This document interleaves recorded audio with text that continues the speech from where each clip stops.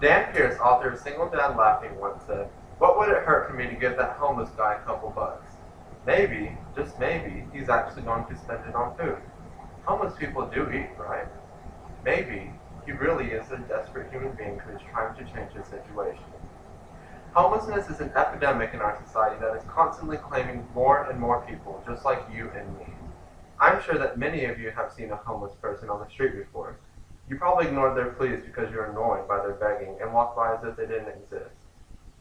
I have had several opportunities to reach out to the homeless, including working with Dry Bones Homeless Ministry in Denver, Colorado, where I was actually able to experience homelessness by being placed in their shoes for a night, asking for change, trying to find shelter, and otherwise living their life for a day. Therefore, everyone should act to help abolish homelessness.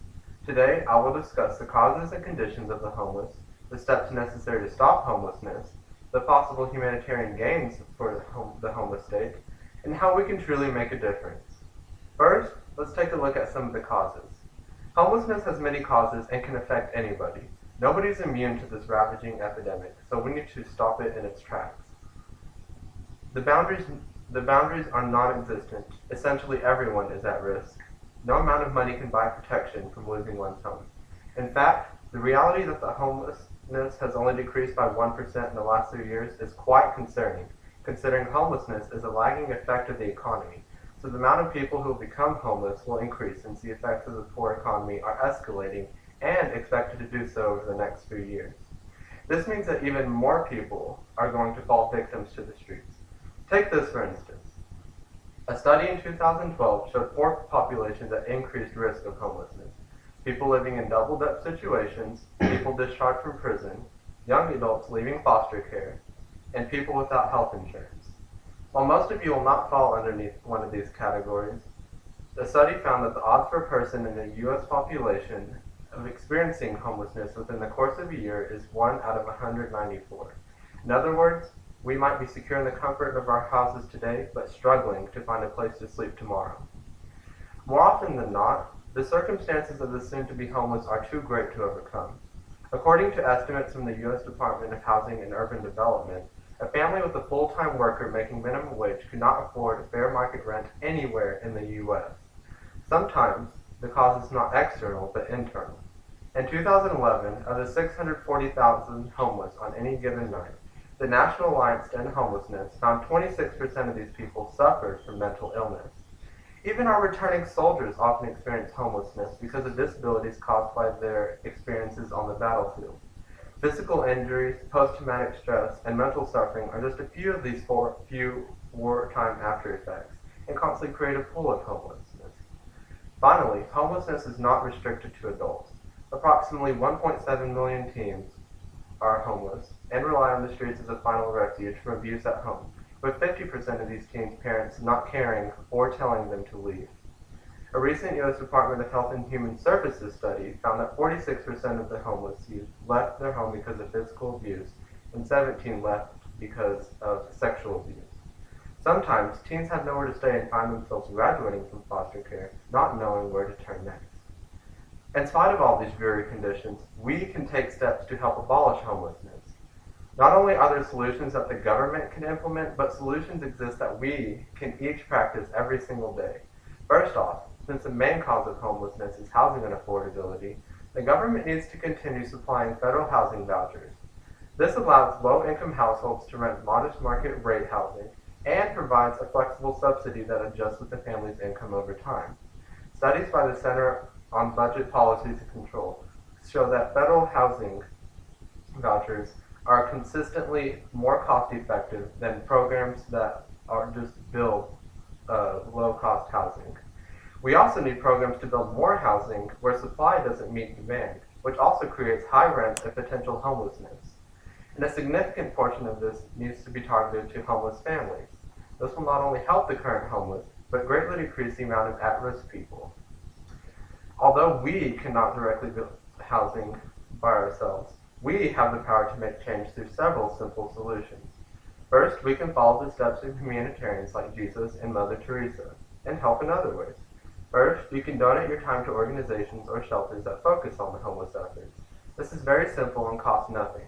Plenty of shelters need volunteers to cook, clean, even talk with the homeless. Another step is the next time you see somebody holding the standard cardboard sign, do not think twice about helping. Stop your car and help them in any way possible. If they need money, give them some. If they need food or water, go to McDonald's and get them something to eat. If they need a ride, do not be afraid to give them one, especially if it is on your way.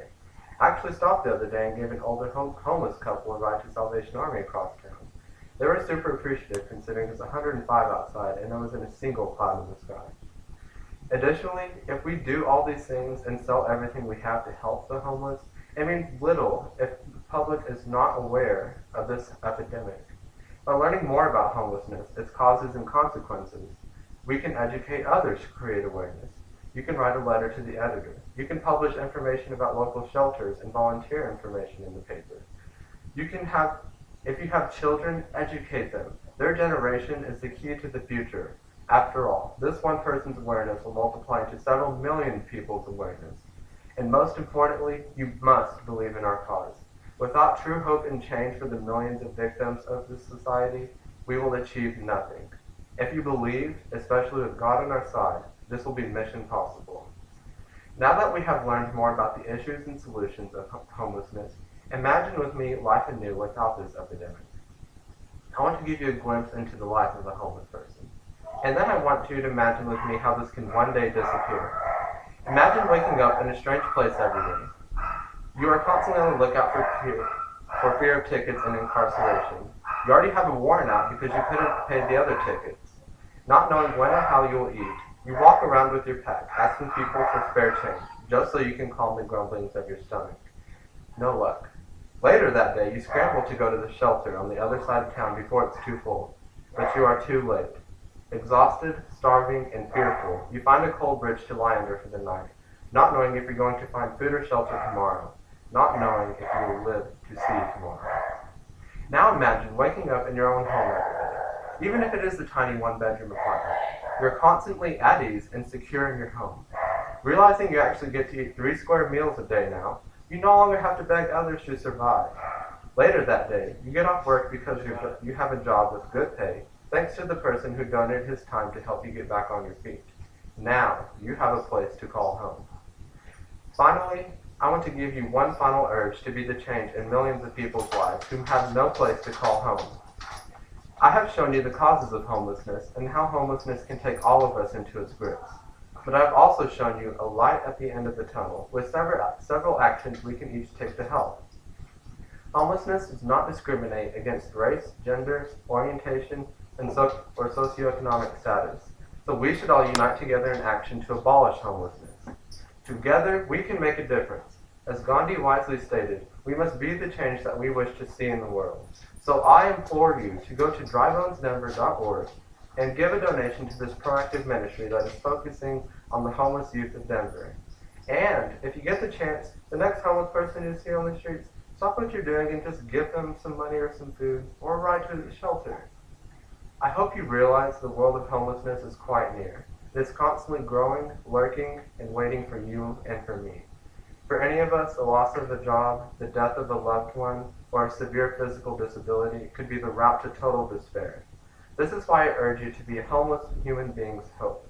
Be their Dan Pierce, because you never know when it is going to be you sitting on that corner, holding that sign, just waiting for somebody to change your life. Thank you.